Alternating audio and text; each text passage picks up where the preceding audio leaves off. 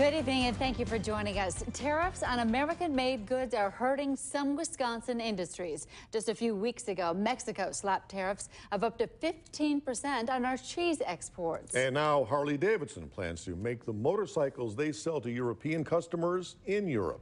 Alexandra Burnley explains how these Wisconsin industries are responding to staying afloat during this international trade war. Alexandra. Tom, Aaron, we're seeing these tariffs take a chunk of these companies' profits that they rely on to keep business moving forward. Now it's a balancing act as world trade deals are changing by the day. This June, Mexico put a 10 to 15% tariff on our Wisconsin cheese. In July, that tariff is threatening to skyrocket to 25%.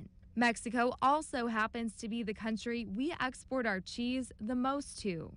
The obstacle that certain tariffs could present is that we may be priced out of the market. And so if other countries put higher tariffs on our cheese, it'll make it really difficult for consumers in those countries to be able to afford our product compared to the other cheeses that may not be subject to a tariff. This Monday happens to be Wisconsin Cheese Day. At Schreiber Foods in Green Bay, political powers and leaders in the cheese industry converged to praise the hard work of the industry and address the concerns that a possible trade war could sour the dairy industry in and beyond Wisconsin. And I've heard from cheesemakers right in the state, even Schreiber themselves, that do export to Mexico. They're concerned about this, and I think it's going to impact sales. You're seeing tariffs that are having an immediate impact on sales.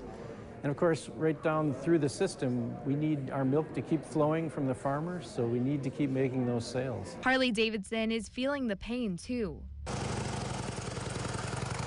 Just days ago, the European Union bumped up tariffs on United States motorcycle imports from 6% to 31%. With the new tariff, the difference in cost from 6% to about 31% equates to about $2,200 a motorcycle. What makes Harley-Davidson special is that it attracts European tourists to see their locations here in the United States. Now the company is fighting to keep its fans and customers in Europe by moving some factories there. If we were to lose the European market by having higher prices of $2,200 a motorcycle, they would buy less, which means that they would come here less. They wouldn't have a reason to come.